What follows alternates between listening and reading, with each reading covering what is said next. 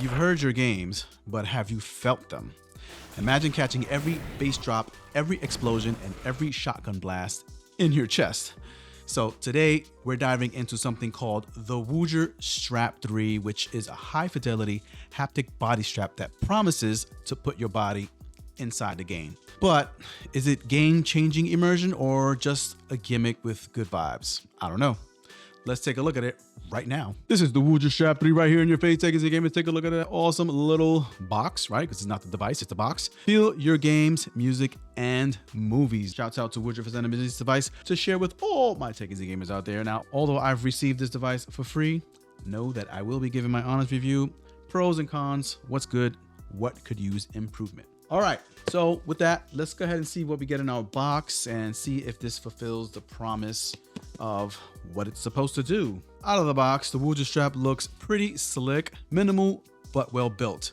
You've got the main transducer in the center that's responsible for the vibrations, a comfy adjustable strap depending how you wear it, and controls for audio volume and haptic intensity. It's USB-C rechargeable, supports Bluetooth and 3.5mm jack, and pairs easily with phones, PCs, and consoles, and an RGB ring that is controllable via the Woojer app. The initial feel, it's lightweight, pretty durable, looks pretty cool. A little bit of Iron Man vibes I'm getting. You can change the face of this. There are accessories to purchase separately. You can just swap out this face as well as the bands. The bands slide off pretty easy, somewhat like an Apple Watch, right? An iWatch.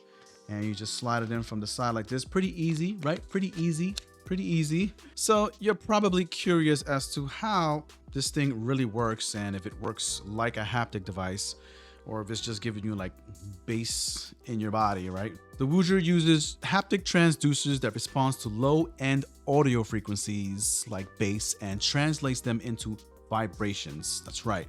So not exactly haptic. But this isn't a rumble pack. It's a frequency-based feedback. So the deeper the bass, the harder it hits. It syncs perfectly with your audio with a little bit of an asterisk. Woojer's intention here is to add a whole body layer of immersion.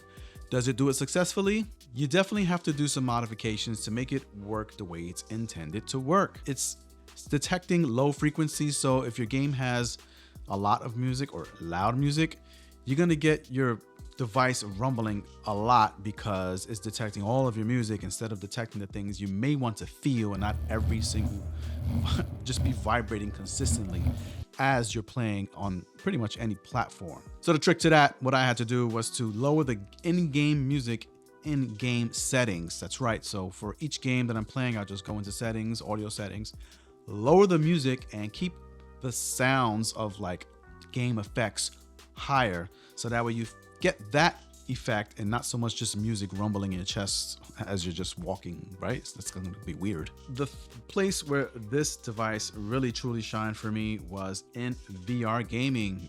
Triple layers of immersion. Yup, you have the audio, which sounds fantastic if you're using a good set of headphones or earbuds, maybe IEMs. Those are probably fantastic. I even tried it playing with a pair of XR glasses. Now, caveat with that is that had to use Bluetooth because, well, you can't connect your XR glasses directly to this device because there's only one input on the XR glasses, which is the Luma Pro. Video review coming for that soon. I was playing Dead Space with this device, and Dead Space is a pretty spooky game. And those monsters just come out of like nowhere and attack you, and this thing's just rumbling. You get a bit more of a jump scare. So good for definitely horror games.